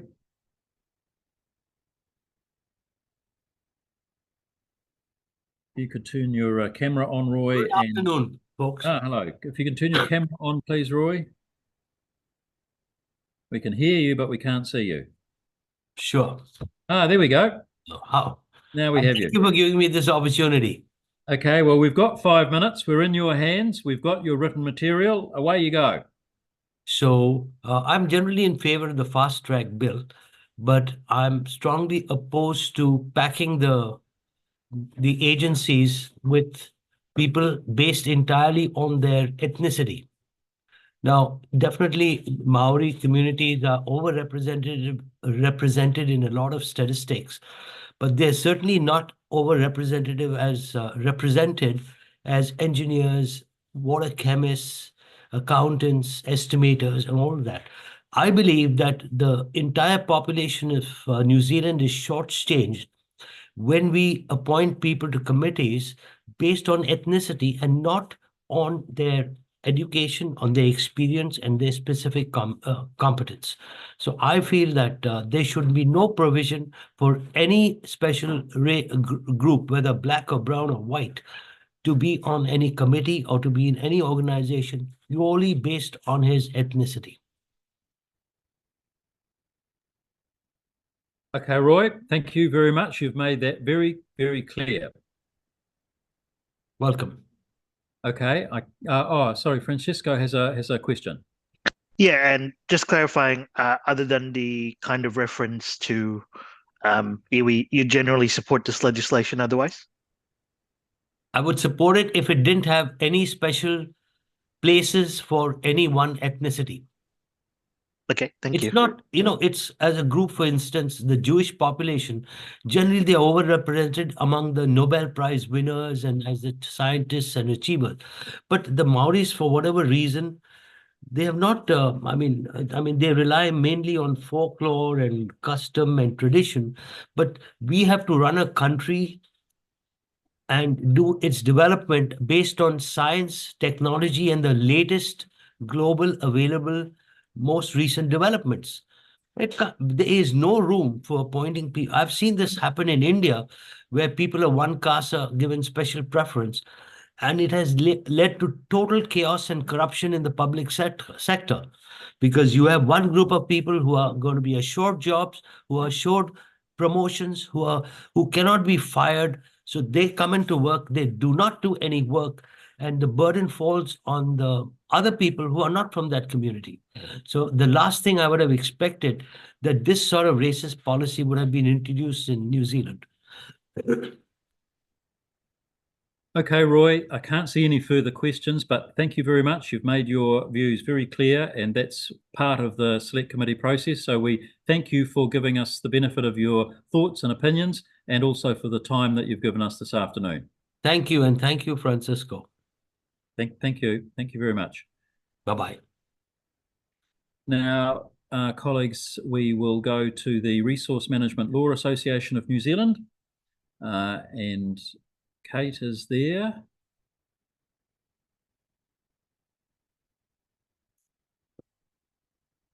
Hello, Kate. And we're waiting for, we've got Lauren coming as well, have we? Yep.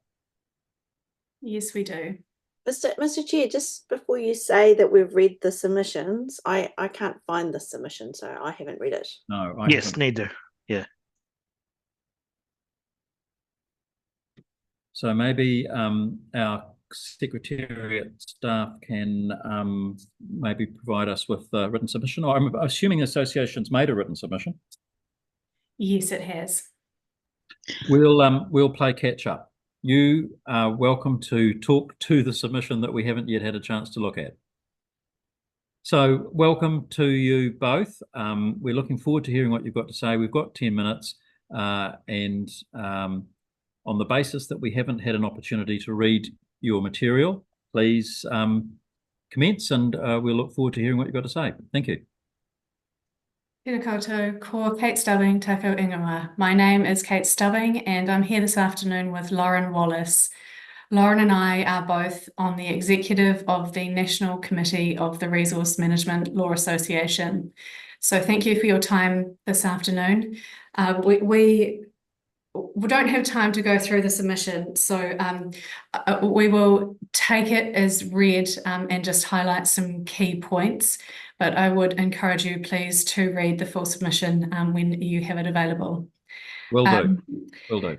Just at a high level, for those committee members not familiar with the RMLA, we have a very broad and mixed member base. There's approximately 900 members across the country.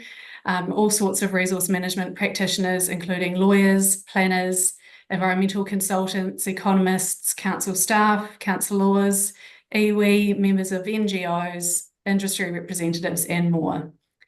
We undertook a survey of our members to inform the written submission.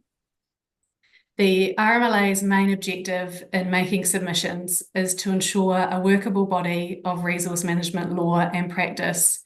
It does not focus on matters of policy.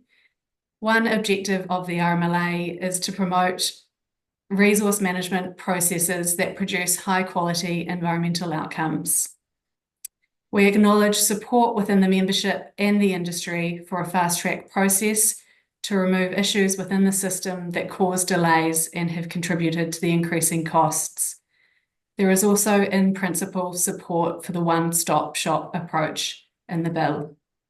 However, as an overarching comment, it's RMLA's view that this bill needs to represent a solution that a broad base can support to do three things: to avoid continuous tweaking or repeal and replacement of legislation, to provide certainty for applicants and communities, to ensure that the projects pursued under this bill have a social license to operate.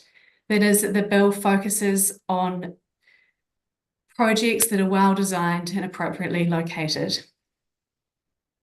While you haven't read the RMLA submission, you have heard from numerous submitters with common points that align with that submission. So I think it's still worthwhile today just focusing on three key changes to the bill outlined in the RMLA submission.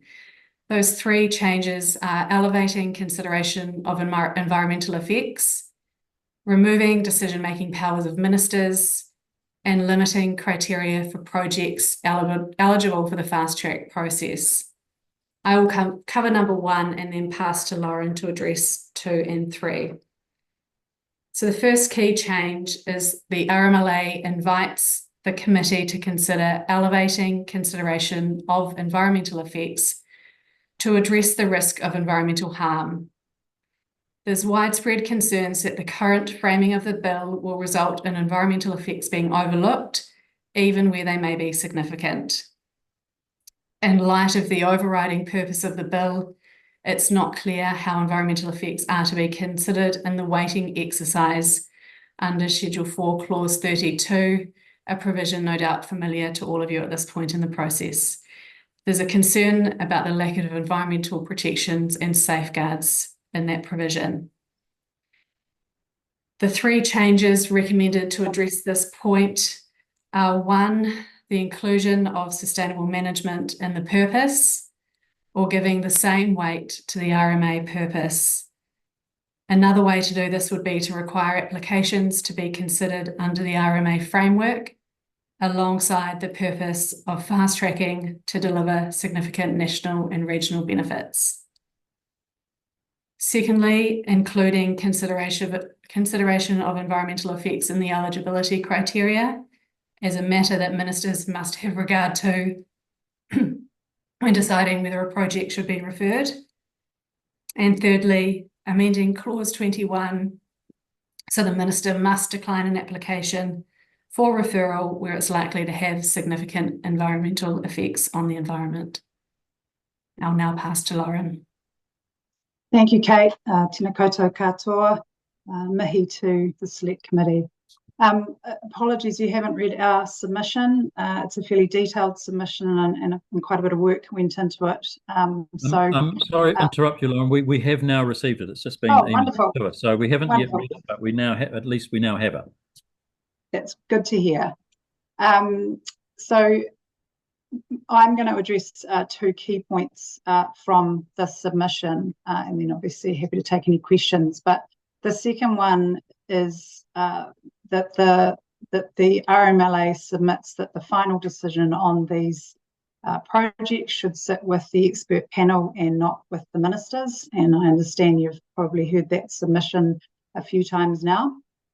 The reason, well, there are a number of reasons why the RMLA submits that this is appropriate, but in short, in its current form, the bill allows ministers to deviate from expert panel recommendations, provided that they've undertaken their own analysis on the recommendations and conditions in accordance with relevant assessment criteria. There's uncertainty in the bill as to what these assessment criteria are and on what basis they would be exercised. The ministers may then refer back to the panel and seek reconsideration, giving any directions that they think are appropriate. Now, this is an extremely broad discretion, and of course, the risk created by reserving such a broad discretion and concentrating decision-making powers in ministers rather than independent experts is perceived bias. And in turn, a breach of natural justice principles. So consents may potentially be seen as being influenced by lobbying or political donations, and this in turn creates the risk of challenge. It's not clear why exposing the process to such risks is necessary. Decisions made at arm's length by a panel of independent experts should protect the ministers from this potential conflict. So the recommendation from the RMLA is that decisions should be made by the expert panels and not the ministers, as is the current process under the predecessors to this fast track bill. And that the panel membership should be made up of experts with appropriate expertise depending on the project that's being decided. And there's some further information on that at paragraph 51 of the submission. And the third point that I want to address the panel on is the committee on is the criteria, the eligibility criteria for fast track process. So the scope of projects captured by the bill is extremely broad, and unlike the bill's fast track predecessors, the bill is not a short-term targeted response designed to address a global pandemic, to stimulate economic recovery with shovel-ready projects. The RMLA submits that the significant curtailment of public participation is not justified and is disproportionate based on the breadth and extent of processes that could utilise this process. There should be good grounds to curtail public participation, and in the RMLA submission that should be for large regional and national projects which have public benefit. Additionally, with that, the broad scope could overwhelm the capacity and capability of the process, and that then brings in questions of efficiency and whether the fast tracking will indeed be achieved. And alongside that is the lack of transparency. So for the list of projects that are going into the Schedule 2, it's not clear what those eligibility criteria are, and there's no clear basis or information to understand that as to what's being used for their selection. So the recommendation from the RMLA is that you should prioritise projects that an objective and evidence-based assessment shows will deliver regionally or nationally significant public benefits, and that prohibited activities should be ineligible, full stop. So there are another number of other points that have been raised in the submission, and we do invite you to read that, but happy to take any questions that you might have. Thank you both very much. Rachel Brooking's got a question. Yeah, thank you. Always take that RMLA. Can't help it. A couple of things. One is, it seems most of your submission is really trying to take the bill back to where the other fast track legislation has been. Except something you might have just been touching on then, Lauren, was in the COVID legislation, there was a list of different community groups that had to be involved. Do you have an opinion on that? And then also, you said that's one question. Second one is, at the start, Kate, you were saying that you agreed in principle to the one-stop shop, but I see going through your submission that I think, is it fair to say that your submission is that all of that is undercooked and needs a whole lot more work? Or is there some other point that you want to make about that fast track? Sorry, the one-stop shop and how that could all work better? So shall I tackle that first in terms of the groups that were listed in the previous legislation? Ultimately, the submission doesn't take a position on that, but what the RMLA's position is that these processes should be efficient and effective, and that they should promote high quality environmental outcomes. And generally speaking, when you have good, robust consultation, that is a way to ensure a decision won't be challenged, if you like. It limits the risk of challenge. So inviting comment from the public where there are potentially significant adverse effects that may impact on them is a way to protect against challenge. Thanks, Lauren. And picking up on the second point about the one-stop shop, yes, there is in principle support for that, but I think it's fair to say that the concerns we've spoken about today and more detail in the submission covers the work that's required to make sure that all of those processes are robustly considered through that one-stop shop approach. So there are some specific comments in the appendix to the submission, but the remaining, the other points we've made also address the concerns with the bill as introduced.